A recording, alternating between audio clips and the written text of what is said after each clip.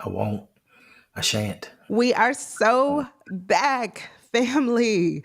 Good evening to you. We are back. And by we, I mean not just Hendo and Yolanda, I mean the Baltimore Ravens. We are back. Hendo, good evening. How Yes. are you? Good evening. I am well in yourself. And I think that you meant to say, and I don't want to correct you, but you meant to say she are back. Well, I don't think I was going to say she are back because Okay. that's incorrect grammar. So I doubt seriously that's the train of thought I had. I think I said it correctly. But anyway, how's it going? How have you been? I've been all right. Okay. All right. Well, family, it has been a minute and I have missed talking with you, interacting with you. Thank you all for still staying with me. We are here. We're back. So, not going to keep you long tonight. We just wanted to come on, share our thoughts a little bit about this off season as we start to finally get some, like, we inch closer to the start of the regular season, or at least, the end of the off season. So we're happy about that. Hmm. But first, I just want to take a minute to say thank you to all of you. You mean a lot to me. And I want to tell you that, yes, I've been gone for just a few weeks, but I don't know if you can tell from the background. I moved. I moved back to Florida. I know, Maryland was home for over a decade.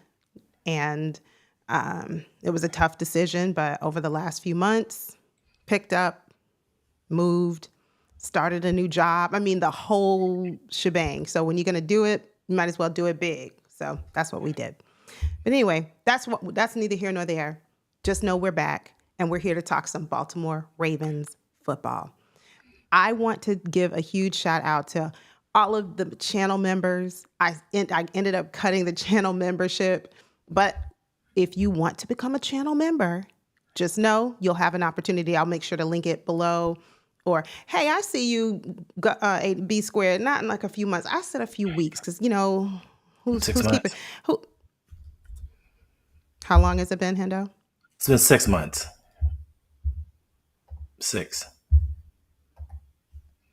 I don't think so. I think I did a live stream in like February, and I think I said, anyway, we back. We just know, and make sure you stick around to the whole show. Now, again, it's not going to be a long show tonight. And Big Reg, I'm glad you're here because I think you owe us a live stream, sir. I don't remember seeing one last night. I even went online to Big Reg's channel, and I didn't see.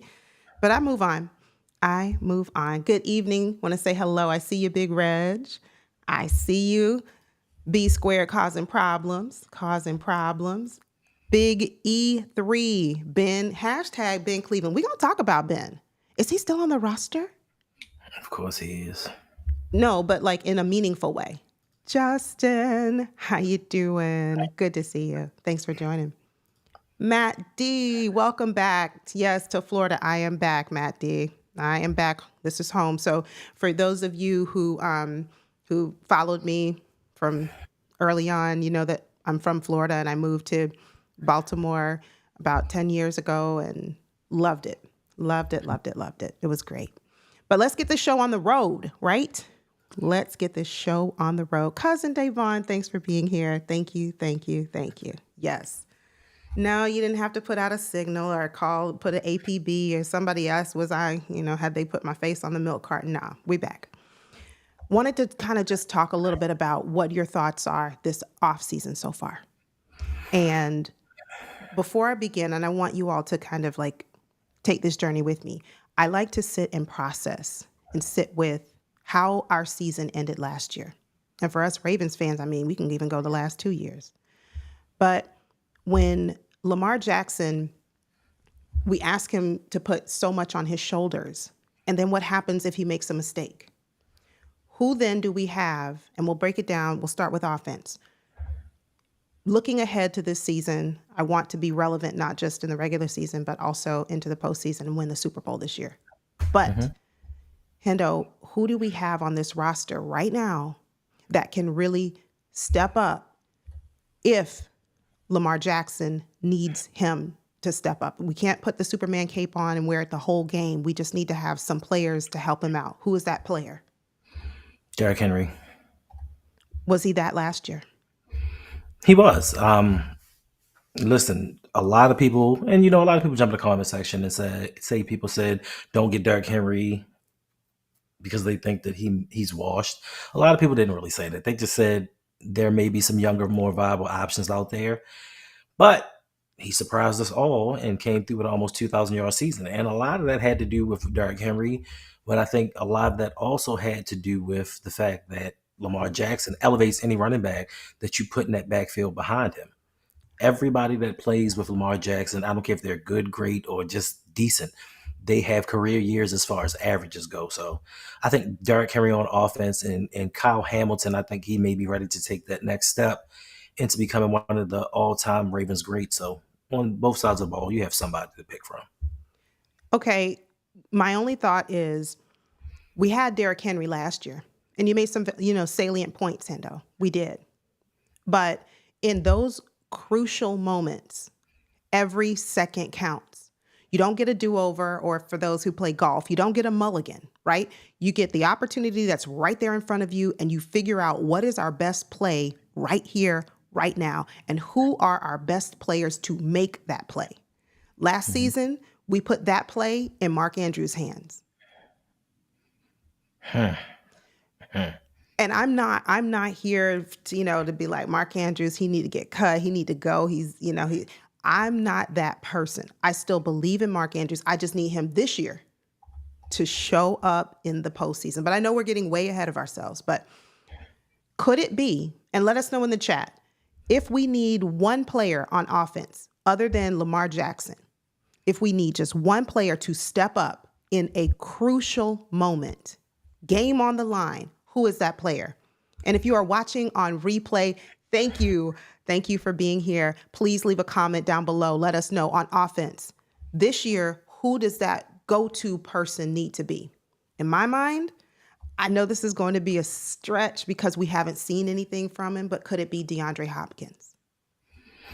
Could it be? And the reason and again, this is just speculation, right? Because we don't know the chemistry between he and Lamar. We don't know if it's going to be there instantaneously. Is it going to take time to develop? I get all that. But when you need a playmaker, a sure thing, you need somebody who's been there, done that, has the experience. Could it be DeAndre Hopkins? What are your thoughts, Endo? Of course it could be DeAndre Hopkins. He's still a Hall of Fame wide receiver. He is the active leader in receiving yards. And no matter how you put it, whether you were happy that the Ravens got him or not, he's still a better, more viable option than Nelson Aguilar. So, yeah. Okay. So talk about our wide receiver core for a minute. Oh, wait, I see some names coming in. So it might not even be a wide receiver this year. We got the chef in here causing problems. Good to see you. I see you, Florence. Thanks for being here. Tanja, good to see you. Chike, Derrick Henry. Somebody believes is in agreement with you, Hendo. They're saying it's going to be Derrick Henry, no debate. My only thing about that, Chike, is are we this year going to really continuously use Derrick Henry? And in those big games, I'm not talking about during the regular season. That's not, we found out that we didn't use him in the beginning of last season. Then it was like, oh, okay, we probably don't need to do that. We need to change gears. And then we did. But there were times, and I don't remember the games right now, but there were times I remember, Hendo, when we would live stream the game and I'm sitting there yelling at the TV, why is Derrick Henry not on the field? I think you already know the answer to that question. So look at your head coach. That's it. So that's my only thing, Chike. I'm with you. I think it's Derrick Henry, no doubt. But if our head coach chooses, or our coaching staff choose not to utilize him, then who do we go to? Who do we have? But Darnell, good to see you. Thank you for being here. Yeah, this was, and thank you for this, because it's going to lead me into my next point. When you look at the Ravens and you look at, again, sore spot here, but let's open the wound and talk about it. right? Because healing has to take place. You can't just sweep things under a rug and think they're just gonna go away. We got problems, we got issues. Let's talk about it, right, and get better. So if we look at the Ravens and we say we have a stacked roster, I saw someone said that earlier. Like I think it was Justin. He said our roster is stacked, and it really is. It is. But we just don't seem to be able to get over that hump, right? That hurdle. And last postseason, and even the one before that, but primarily this last one, we had a lot of playmakers on defense. Who of them stepped up when we needed them in the postseason? Who?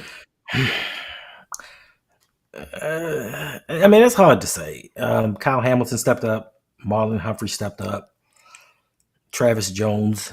I mean, I guess you can say Travis Jones. Tavius Robinson. I mean, if you look toward the Pittsburgh game, if you go and look at the Buffalo game, I'm going to say nobody really stepped up. The Bills forced 3 turnovers. We haven't forced any. We've only forced 2 turnovers in the Lamar Jackson led games. And like for as many resources and as much as we've allocated to that defense, they don't seem to get it done during the postseason. And of course, everybody loves to talk about Lamar Jackson's 2 turnovers. Yes, 1 turnover led to 7 points, and that is because the defense let them go down the field and score a touchdown. They didn't score any on the other one, but then Lamar in the second half turned things around. Nobody wants to talk about how the defense is smallish as they are, got pushed around. I mean, their offensive line. They have a very good offensive line. Don't get me wrong as far as Buffalo is concerned, but they pushed our defense around, and we're supposed to be the Ravens. We're supposed to be physical. We're supposed to play like Ravens. But when push comes to shove, there are certain teams we can't handle. The Philadelphia Eagles, the Buffalo Bills, the Kansas City Chiefs. Those defensive lines give us problems, but yet and still, we don't do anything about it. And in their offenses, you have coaches that outcoach John Harbaugh. Last season, I guess we have to give Zach Orr a pass because he was in his first season, but he got outcoached. And our coaches always get outcoached in the playoffs each and every year. They always get outcoached by more polished, more experienced head coaches. And we just didn't do anything schematically to kind of turn the tides, and we were still able to almost win the game. But yeah, defensively in that Buffalo game, nobody stepped up. Like nobody forced a turnover. Nobody stopped it. I remember early in the game, the Ravens took a 7-0 lead. And there was a chance, I think it was like 3rd and 6. And the Ravens had an opportunity to get them off the field. And here we go. Brandon Stevens gives up a 30-yard pass, which led to them tying the game up. And I think that changed the whole schematic of how the game was going to go. So to me, none of them really stepped up. None of them have ever stepped up in the playoffs. Now, they've done miraculous things. Don't get me wrong. They've held some of the best quarterbacks in the NFL to 17 points or less. But when it comes to turning the ball over, getting the ball back to Lamar Jackson, we haven't done it. When it comes to go situations, they've never stopped anybody. They don't have goal line stances. We don't see anything like the Super Bowl versus the 49ers where they get 4 downs and they stop people or hold them to a field goal. They give up touchdowns. In the Kansas City game and the AFC Championship game, we still had a chance with like a minute and 39 seconds left. Arthur Millette gives up a 30-yard pass to MVS to essentially end the game. So when it comes to them doing the things that they need to do to help us get over the hump, because this is a team game. Like when you lose, there were so many things that went wrong in that Buffalo Bills game. So many things. And you can't put it on Lamar. You can't put it on just Mark Andrews. You can't put it on the defense. So yeah, defensively, they just haven't done to me what they were supposed to do, being that they have first round picks galore across this defense. Yeah, agreed. So with that, Hendo, and everyone watching right now live in the chat, name your one player. You get one player on defense who is going to really, in those big moments. I'm not talking about who's going to be the shining star in the regular season, our MVP of the defense. No. When we have a Buffalo situation type game in the postseason, I'm calling it now, or whoever it is, whichever team it is. And I don't want to hear about, it was cold and it was blizzard weather. This is what you prepared your whole life for. This is what so Who is that person on defense? Name your player. I'm gonna name Roquan Smith if you want somebody to talk a big game. Nope. I want to know who is that player who's not just going to talk the talk. I don't mean you get out there and huddle it up with them and you get out there and you give a great motivational speech and you get them all riled. I mean, when the clock is ticking, who is that one defensive player who can really just say, I'm going to take charge. I got it from here. And look, before you answer, I'm sorry. I remember a game. I don't remember who our opponent was.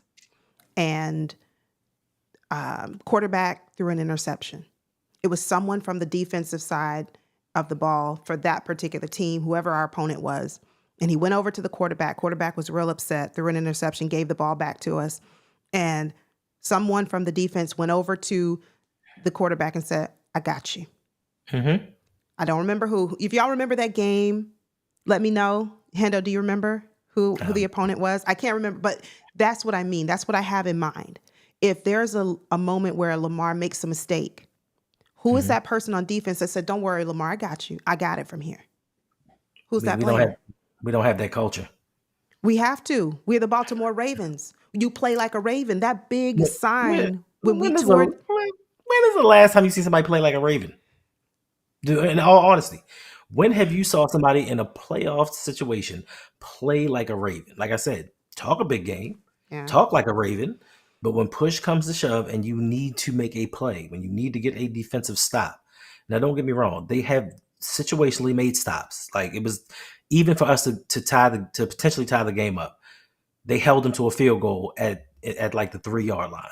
So they've done some things, but like I said, for the value of what we've allocated to this defense, for the number of free agents that we brought in, the number of number 1 draft picks, number 2 draft picks, like second round draft picks, like all of that, we don't have that guy. But one guy that I do think kind of stood out between both games that's not really talked about, Nnamdi Madubuike. He may be one that possibly can be that guy to step it up. But Kyle Hamilton, I think ever since the beginning, the first quarter of the Kansas City Chiefs game in the AFC Championship, ever since he got burnt by that touchdown, he's turned things around in the playoffs and he's played like, look, I'm not letting this happen again. I don't know if he's that vocal leader to tell guys like, hey, pick it up, talk to each other. I don't know that much, but as far as his play goes, him and Nnamdi, I think, are the two guys that the Ravens should depend on. Now, Roquan is the middle linebacker, as supposedly the quarterback of the defense. Yep. He should be the guy that they lean on and get everybody in position and get them hyped up. Like I said, before the game, Roquan is going to let you feel it, and you're going to be like, we can do anything. And then you see him play on the field, and he dive on a couple of piles and get a couple of tackles. Then it's like, oh, Roquan had 17 tackles. Yes, how effective were those 17 tackles? It's like guys who score 45 points in an NBA game during garbage time. Yes, you scored 45 points, but your team lost. And that 45 points didn't affect the game one way or another. So I just think that if big shot if the Ravens just play like they played during the regular season, I don't know if guys get tight. I know the coaches get tight. But if we just play the exact same way, there is not a team that can beat us, because over the last 2 years in itself, the Ravens have faced some of the best teams in the NFL. We faced the Detroit Lions when everybody was picking them to be number 1, the Seattle Seahawks, the 49ers, the Dolphins, everybody that they said was unstoppable or Super Bowl bound, the Ravens curb stomped them. But then when we get to the playoffs, things get a little bit tight. But I will say this, though. Lamar Jackson, each and every offseason, every postseason, has gotten a lot better. Yes, he has to cut the turnovers down, but he still puts us in a position to win games. Definitely. We do have our first super chat coming in from Big E3, and that is none other than Rave Kingdom. Thank you so much for the super chat donation. He says, this is Rave Kingdom, Yolanda. Glad to see you. I am glad to be back. I missed you all. Thank you for staying with me. And thank you, Big I was going to say Big Reg, Big E3. I'm going to have to get used to saying that one now. I'm just used to always calling you Rave. But AKA thank Fat you. Albert. Thank you, Rave Kingdom, for the donation. Thank you. Look, if I had to pick one player on defense right now, I see you, Black Ice. He said it's gonna be my guy Odafe Oweh. But no, in terms of leading the defense, it's supposed to be your middle linebacker. Like you said, Hendo, it really needs to be. But I don't know that Roquan is going to be that playmaker. And I think it was Tanja who said it, mentioned Marlon Humphrey. It Hmm. has to be whoever we can. I want it to be Kyle Hamilton because Kyle is so good. Why can't he get a turnover? Why can't he force one? Why can't he get an interception? Kyle Hamilton now is not he's not a first year player. He's not a second. He's got some experience. He's got some years under his belt. Marlon Humphrey's getting a little older now. Hmm. It's time for Marlon to kind of pass the torch. So why can't it be Kyle Hamilton to step up and make a play when we need one? But those are just my thoughts. Yeah, and I'm with you, Lead Commander. Good to see you. I'm glad you're here. He said, Hendo. He said, get ready. Get ready. I don't know. I don't know. I God, haven't. th- this is why you cannot give people prosperity. This is why, Why? exactly why, because they start running their mouths. Listen, Lee Command, I appreciate you for being here. I really do. I But do. I let's do. let's let's not get it twisted. Let's not get it twisted. Over the last 30 years, 30, 30, you guys have not been mentioned with anything. Yes, Oh, your boy Daniels is the truth. Can't hold you on that one. They had an outstanding season. Could have beat the Philadelphia Eagles. Didn't. But just enjoy your last year because it's not going to happen again. Now you're going to have a better schedule, better competition. Like, come you on. don't know. Dan Quinn isn't Yeah. even a good head coach. Like, come on, bro. Listen, Terry McLaurin, he's probably going to be on another team because y'all don't want to pay your best receiver. Like, calm down, brother. Yeah, I'm with you, Kamal. I'm tired of having the same conversation. Kamal was telling you, Hendo, he's tired of having the same dialogue year after year. This year, we just need to do something different. We do in order We to should. get us to where we want to be. And that is hoisting that Lombardi. Don C, thank you, thank you, No, thank you appreciate for it. the super chat. He says, this is a hashtag 99 friendly podcast, Hendo. That's right. Be nice to. Did you all see that he bulked up? Now I kind of had mixed feelings about that because 2 years ago when he bulked up and he was terrible, he was just flat out terrible. He was slow. He had no agility. He couldn't get off the block. Just no. So I'm hoping that we don't have a repeat of that. But yes, I didn't even say anything. When you mentioned Owe, I didn't have any slander towards that man. Man had double digit sacks. he Kudos to him. did. He Kudos to him. did. He did. Um, but someone brought up our newest addition, Jair Alexander. If he Hmm. can stay healthy. Uh-huh. Jair has dealt with several injuries, even recently. Yeah. What about Jair joining the team? What are your thoughts about that, Hendo? And everyone in the chat, what do you guys think about Jair? I love it. Like one of the Achilles heel of this defense was the pass defense. And its biggest culprit was Brandon Stevens. Like that dude, they just targeted that dude mercilessly. Like they just said, you know what? That's my punk right there. I'm going after that guy. And they did it. No, they did. Like I think he had the third most yardage or fifth most yardage given up in the league. Yeah, In he's the bad. league, of all the cornerbacks, he's given up the fifth most. And they love to say, well, he had sticky coverage. I mean, yeah, it's sticky, but they still catching the ball. And we've shored up that area. So now we have a guy replacing him that could be our number one cornerback, which could Yeah. slide Nate Wiggins over to the second spot. Who are you going to throw at? And then you have Marlon in the slot. And if Malachi can become that guy that we all believe that he can, who are you going to throw at? Where are you going to throw the ball outside of throwing that Roquan across the middle with tight ends? Other than that, where are you going to throw the ball? So to me, I think this is an excellent addition. It's just, can he be healthy? Because over the last 3 seasons, if I'm not mistaken, he's only played in 50% of the games. And I know his father came on and spoke about it and said that their medical staff handled things the wrong way. I don't know if Baltimore is the place to be getting right medically. Like, I'm not sure that this is the organization you want to go to, but Mm. if on his own he can find somebody, he can find a training regimen that limits his injuries, this could be a no-fly zone. Like, we arguably have the best secondary in the NFL, and if it's not for injuries, teams should not be able to throw on us. And we always have a top 5 run defense. So if you can't run on us and you cannot throw on us, Mm. who's going to beat us? Yeah. I'm excited for Jair. Let me tell you why. Hmm. Even though, like I mentioned, we know that his career has been kind of up and down, primarily because of injuries, shortchanged him. We get it. I get that. But the fact that the day before he joined us, Lamar Jackson was out there saying, EDC, go get my guy. Go get him.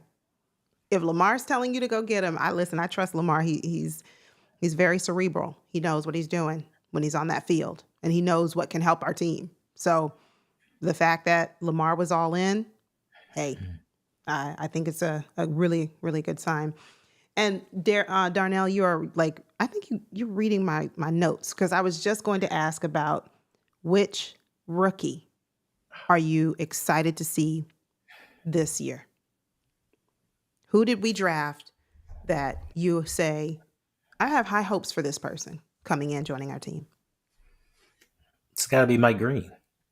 It's got to be like sketchy pass and all. He was somebody that none of the Ravens fans thought that the team would ever draft because of the legal issues he was going through. Yeah. Now, that's not to say that he's guilty, but the Ravens have always shied away from controversy ever since the Ray Rice situation. And when they drafted him, it's kind of like, ooh, now this is the one time, and this may be the only time you'll ever hear me say this. This is the first time that they've said we got first round talent outside of the first round, because they throw that around so much all the time. Yeah. David Ajabo is first round talent that we got here and here and here. Travis Jones is the first round talent we got in the third round. If he was the first round, he'd win the first round, but he didn't. He went the third.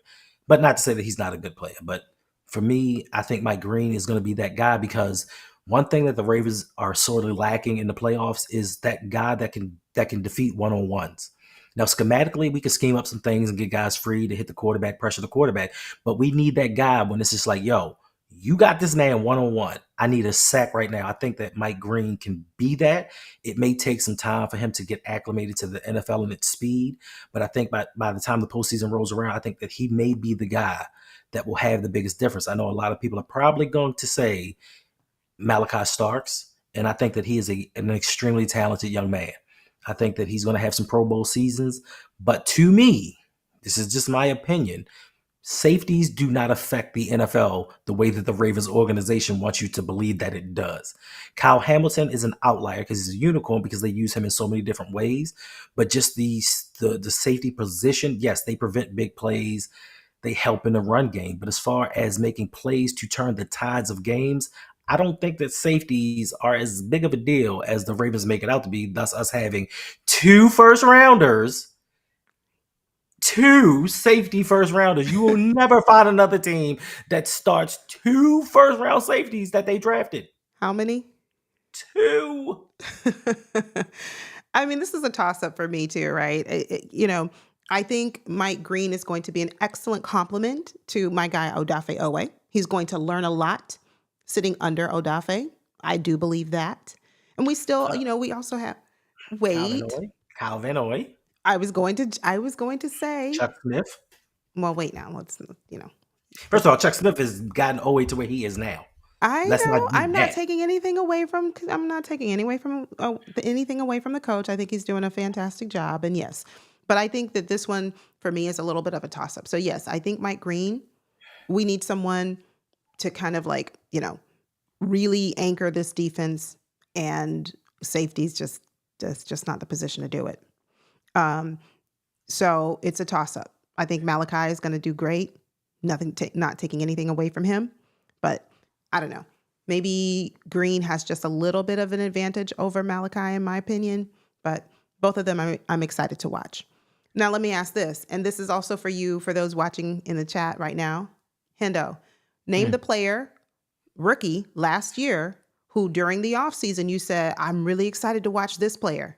Name that person and tell me if he panned out to be what you thought he was going to be. Roger Rosengarten. Okay, so your guy last year I'm glad we drafted Roger Rosengarten. How did he pan out for us this year, in your opinion? He did extremely well. I think he exceeded expectations. Listen, just the work alone that he did on TJ Watt, he neutralized him. And I know they're going to say, well, TJ Watt was hurt, his ankle, his leg. He's still an all-pro. He's still one of the all-time greats, and Rosengarten shut him down.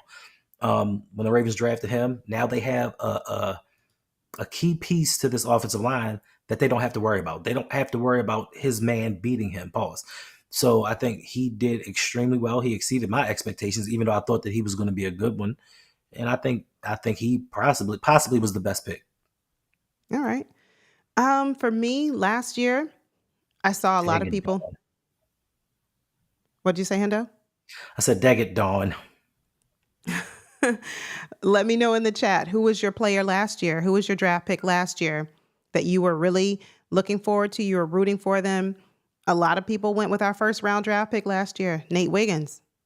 They said, "Oh man, Nate Wiggins going to come here. He's going to, he's going to be great." Another name I kept hearing was Tez Walker. So I'm just saying these are names that were thrown out last year when I asked, like, hey, we just, draft just ended. Who are we looking for? And, people were saying Nate Wiggins. Okay. Nate did pretty good. I'm not going to take anything away from Nate. Mm-hmm. But what about Tez Walker? What about Tez Walker? I'm just saying.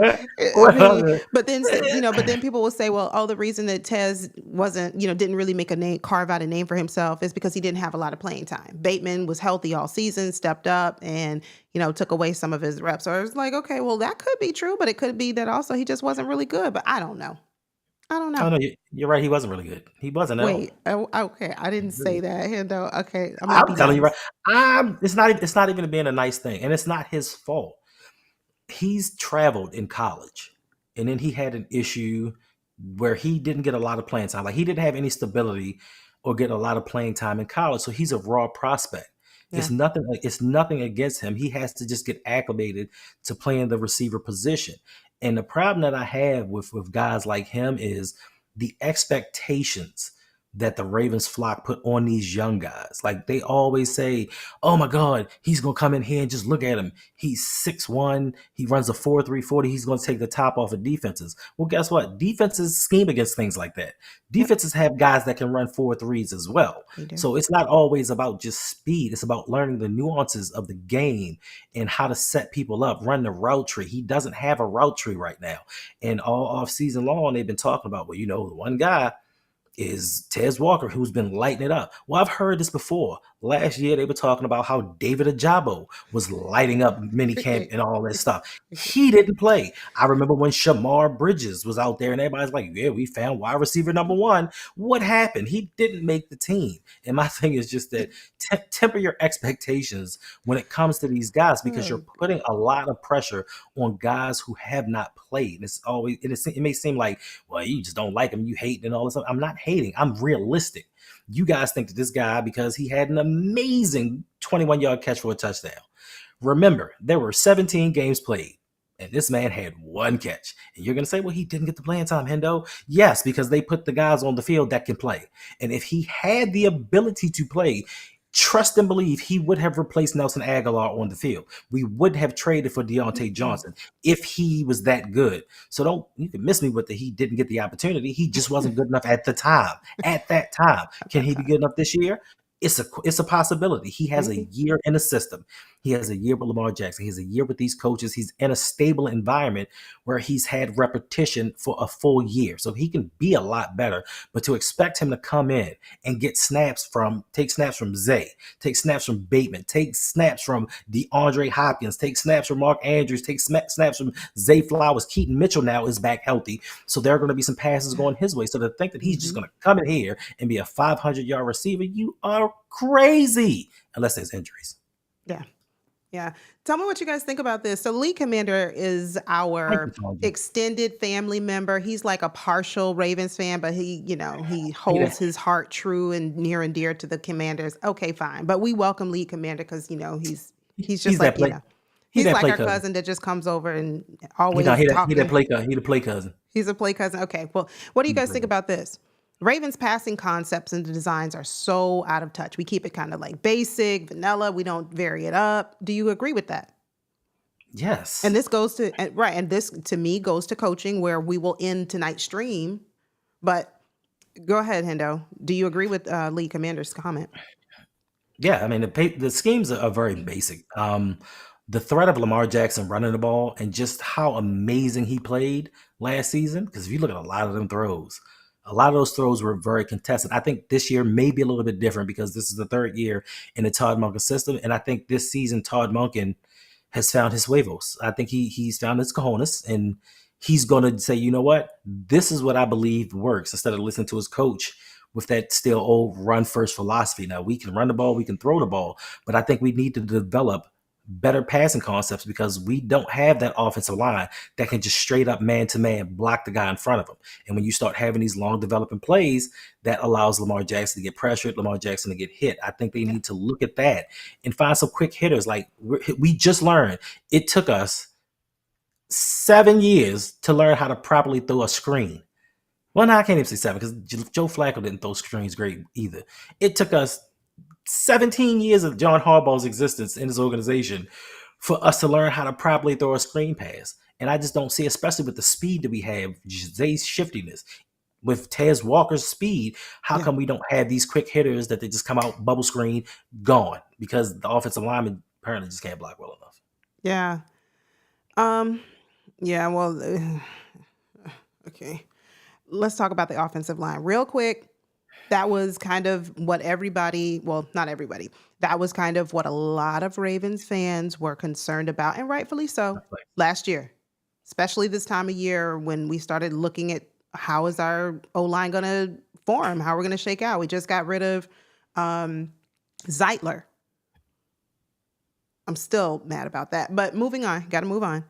And we replaced an O-line with primarily neophytes, rookies who did not know what they were doing at first, or players who had never played in that position before.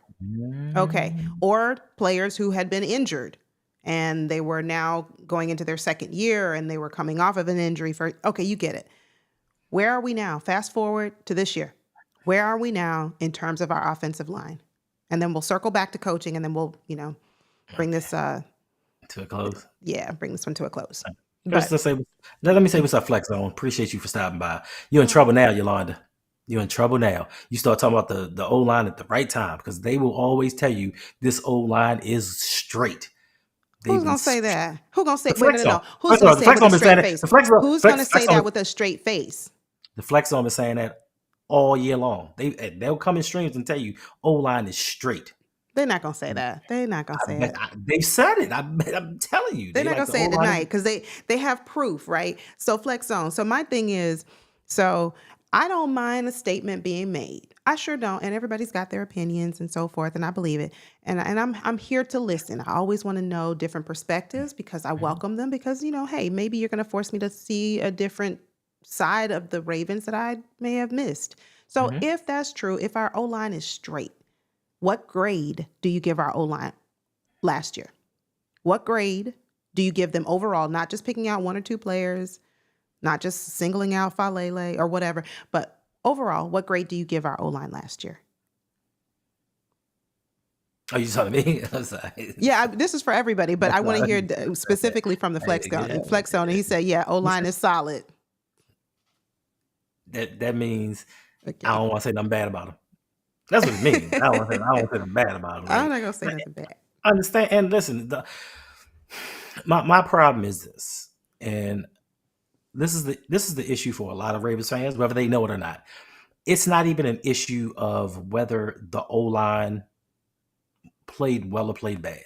Yeah. It's an issue of Lamar Jackson is your greatest asset. You don't win without Lamar. We will never reach the Super Bowl without Lamar leading this iteration of the Baltimore Ravens. Yeah. And to play in his face and say, you know what, we were just in an AFC championship game. So what I'm going to do for you is I'm going to get rid of 3/5 of your offensive line, take a tackle and move him into guard, and take essentially a rookie who was injured throughout college, missed his first full year, and insert him into the starting lineup. He got hurt game 3, and you enter backup Pat. I corrected myself. Enter backup Pat McCarry. Now, okay, you can stop there because I see it's going downhill from here. Yeah, no, but no, and they got better as the season progressed. They got better. There were times that they actually looked like a solid unit, but once again, I don't care anything about the regular season.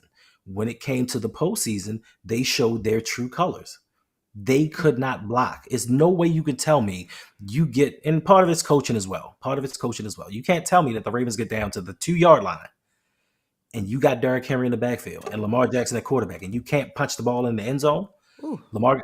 Well, first of all, they shouldn't be trying to throw past to Ronnie Stanley, but Derrick Henry got stuffed. Lamar got sacked. Like to me, this O line should have been priority number one. Your Yeah. own general manager said, "Oh yeah, we're going to be good next year." Well, we just went to the AFC Championship game. Why are we worrying about a season after the one that was about to start and you just throwing in guys? Then we come into this offseason and you say, you know what? We lost Pat McCarry. We're going to try Andrew Voorhees again, and hopefully, Faalele will be better this year. And I think that he is, being that he has another year into it. But now it brings us a conundrum because if Faalele plays a lot better, he's going to get paid. And the Ravens Mm. aren't paying Faalele to be a starting guard in the NFL. So now we go into 2027.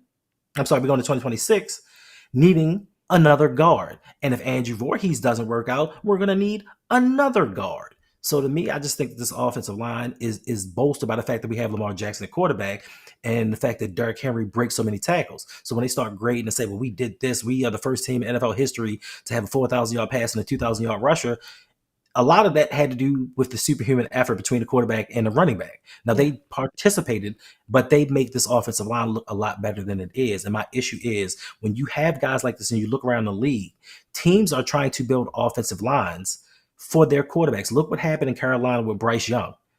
Bryce Young was a bust, and they were about Yeah. to set him out the league in his second year. Then they went out in the offseason and they got an offensive line to block for him. And look Mhm. at him now. He Yeah. almost beat the Eagles. He almost beat the Chiefs. If it weren't for some drops from his wide receiver, like that's how you build a team. Now we're lacking offensive line and defensive line. Like the two where you should start your team up front, we are sorely lacking. And this offensive line to me could be a lot better. There's still some free agents that are out on the streets that the Ravens could sign. But to me, why play with it? If you know that in the postseason, a lot of Lamar's turnovers are strip sacks. Yeah. And Ronnie Stanley is a culprit as well. Like, I'm not going to take anything away from guys that play well. He, for some reason, his play dissipates during the postseason. But as a whole, the offensive line to me could and should be better. You shouldn't be prioritizing, let's find a third safety. How about let's find a starting left guard? How about we do that before we worry about getting a third safety? Do we need a Yeah. third first round safety on this team? Like, Yeah. come on. Like, Lamar Jackson is where you should start. He's the end all be all with this team. He But you is. want to just throw guys in there because you're doing a lazy job saying Lamar's going to work it out. Lamar's going to figure it out. He's going to make the guys around him look a lot better. And people don't talk about that when it Mm. comes to Lamar's turnovers, how this offensive line gets manhandled each Hmm. and every postseason. Hmm. Yeah. Final grade for the O line last year. I'm going to go with a C minus, It's fair. between a C and a C minus. Stick with your first one. I was trying to be gracious, okay? It's not about being But gracious, it's about being real. yeah, to me, just like you said, Hendo, to me, the most valuable asset on this team is Lamar Jackson because without him, we don't win. And if you're not wanting to protect him with sure players that are not experimenting, I don't want to look for an experiment, right? If you're not wanting to ensure that Lamar Jackson is standing upright, that he's protected, that he has time in the pocket, that he can survey the field, that he can go through his reads, his receivers can develop their routes, all of that. If you don't have protection for him, then what do you have? So, and a couple of years ago when we had to have Snoop, out went Lamar, insert Snoop. How did we do? 2021, he lost six. I think we lost like 6 straight games, missed the playoffs. So, Luckily, 2022, they started out 8-4, I believe, and he won 2 games against some patsies, and we made the playoffs. I mean, if Lamar's not quarterbacking his team, we don't win. And I don't understand why they see that. But to me, everybody's going to tell you defense wins championships. I don't know why we're Exactly. still stuck with. I mean, we're brainwashed because we're Ravens fans, and we've been told all of these years defense is the way to go. You got to listen. You got to run the ball and play defense. This is how you win in the NFL because that's what we're being told. That's what we're being Hmm. fed. We've been fed for the longest time. But my question to all of you who say defense wins championships: why didn't the Ravens win more championships in the 2000s? Because they had some of the best defenses ever. 2006 Ravens defense, Yeah. in my opinion, statistically was better than the 2000 season that played better teams. They held Peyton Manning to 5 field goals in a playoff game. Why didn't they win a championship? Why all of these number one defenses that we've had in Ravens history? Why have they not won more championships if defense wins championships? Yeah. You know what I'm If that be true, then it goes back to our final point of tonight's show is saying? coaching. Definitely. Devin Leary, that was a bust. That was a waste. But anyway, a total waste. But anyway, that goes Mm-hmm. back to the final point for tonight's show. Who Mm-hmm. is going to step up and help this coach who we extended this offseason, John Harbaugh? Who will help him? Somebody has to help him No, because no. my guy Jeff J will call it a blunder in a New York minute, and that's what it is. It is like sometimes John Harbaugh goes out there and has these faux pas and he just forgets or he misremembers, whatever you want to call it. In those moments, who do we look to kind of say, all right, you know what? I see what you want to do, Harbaugh, but we're not doing that. We're not throwing a pass to Ronnie Stanley. We're not doing that. Who is that person? It's simple. It's Lamar Jackson. Listen, this season more than any Yeah. is why I believe the Ravens are going to win the Super Bowl this year. This season, even Lamar just talked about it. I think he was on Cold as Balls with Kevin Hart, Mm-hmm. and he said that the one weakness in his game is his leadership ability. Mm-hmm. Verbally, not with his play on the field. Verbally, he Yeah. needs to step up and start talking. I think personally now because Lamar Jackson, the next 2 seasons, he has a $74.5 million cap hit the next 2 seasons. So they're going to have to restructure him. If they want to remain Yeah. competitive in the league, they're going to have to restructure his contract. Now, what's different between this and 2023 is Lamar Jackson holds all the cards. This is why Lamar Jackson can say, hey, I think I want a Jair Alexander. And the next day, they get him a Jair Alexander because they want to keep him happy. They want to keep him amenable to the fact of, I'm working with the team. I'm working with you, Lamar, to get whatever. So I think now Lamar, just in his leadership style as is and just what he holds over the team, I think things may be a little bit different. Anquan Bolden was on the OGs recently, and he talked about the 2012 season where they had to go to hardball and say, yo, bro, this is not how we doing things. We're not doing things your way because it's not working. We're going to do things the player way, and we won a Super Bowl. So I think this season Lamar is going to be more vocal about the things that he wants, the things that he needs. And as far as play calling, being, like I said, being a third year in the system, I think he has a mastery of it now to where if they decide we're going to do a trick play to Ronnie Stanley, he's audibling out of that. He's like, nah, that just ain't right. And we're going to do something to play winning football. So I think Lamar's leadership and him going into his 8th year is finally going to circumvent Harbaugh because it's like he itches. It's like he's like, things are going a little too well. What can I do to throw a curveball right now? I'm gonna throw a pass to the water boy. Like, it's Yeah. weird stuff. Weird stuff.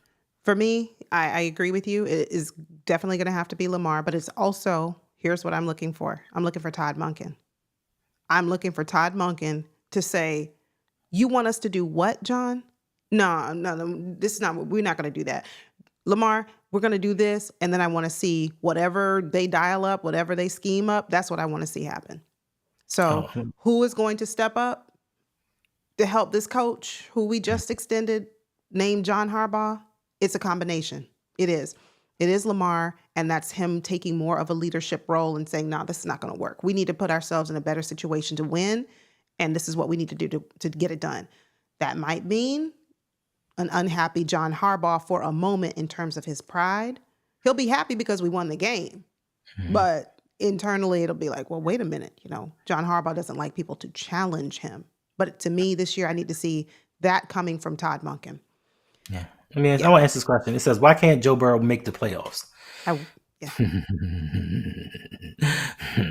Joe Burrow cannot make the playoffs because his defense stinks.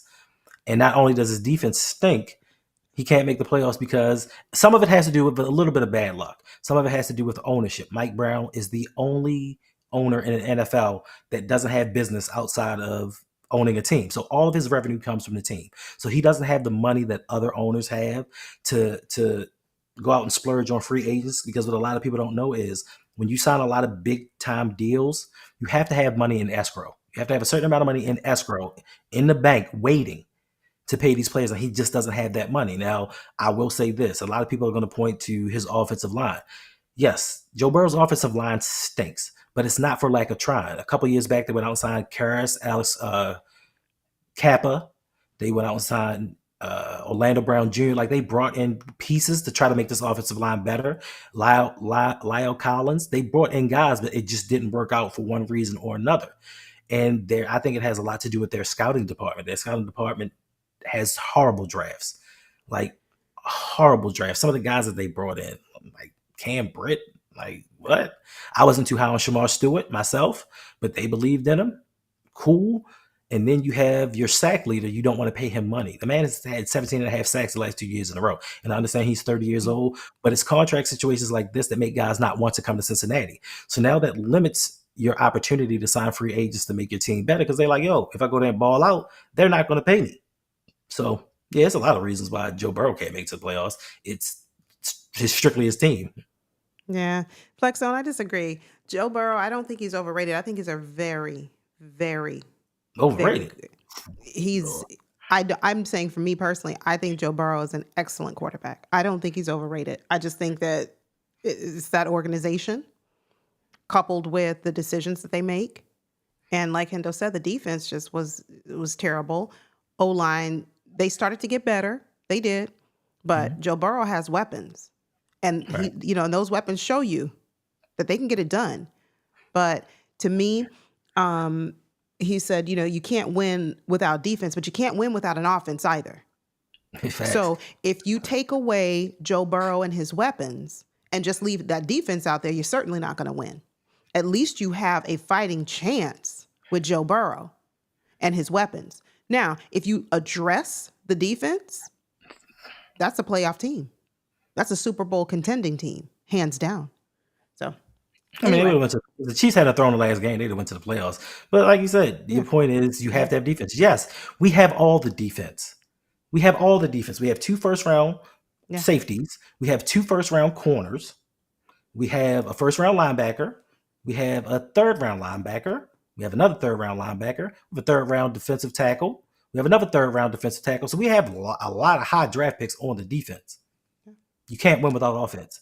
You can say regular season, we're spoiled and we win regular season games, but when it comes to the playoffs, if you do not score, you do not win. So yes, we have had defense for the last 20-something years. Yeah. And I'm going to address this league commander. See, now we said we're going to go, and we are. Y'all just keep us here. Todd Monken is not creative enough. He is creative. I think Todd Monken gets stifled by our head coach, which is why I said I want to see more from Todd Monken giving some pushback this year. Because now he's no longer first, second year. He's a seasoned coach in this organization, right? So I disagree with you. And even if, assuming arguendo, league commander, you want to say that Todd Monken is not creative enough, here's what you get with that. You can skate by anybody's lack of creativity because you have Lamar Jackson. It doesn't get any more creative than that. So I'll leave that there. Family, thank you all so much for tuning in with us tonight. We really appreciate all of you. This is certainly not going to be the last that you see of us. We are back. I said it, I'll say it again. We are back. Make sure you hit the like button because I hope you guys had a good time. Hit the like button for us. Let us know that you want to see this kind of content come back. Make sure you hit the like button. Subscribe if you're new. And make sure your post notifications are turned on because you don't want to miss content as we start to gear up to cheer our Baltimore Ravens on to victory this year. We're naming it, we're claiming it, we are screaming it, right? That the Ravens are getting it done this year. No holes was barred. We are getting it done all the way this year to the championship. So stay with us, plug in, lock in.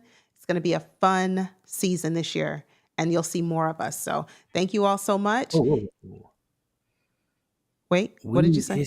Flex on it says what we like I said, we know what Lamar is without proper weapons. Yeah. MVP, number one team in the league, 2019. Lest we forget. Yeah, we know what he is. He's an MVP. Yeah.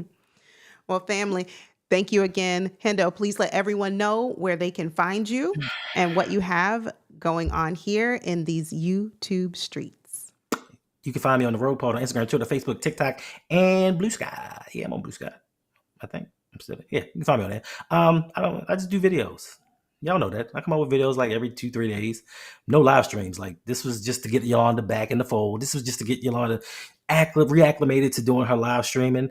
I'm not doing it. If she says we once again, it's lies and false accusations. Don't You believe the guys hype. enjoyed the live streams of the games, right? You guys were here with us when we would live stream those games together. You get the instantaneous commentary, instantaneous emotion, reaction. You want to see more of that? You got to hit the like button. You got to run those likes up if you want to see more of that this upcoming season. Thank you all, family, and we will see you very soon. Until next time, you take care, stay safe, and you already know I'm going to tell you. Even though I'm live in Florida now, somebody asked me, are you still going to cheer for the Ravens? Absolutely. Go Ravens. God bless.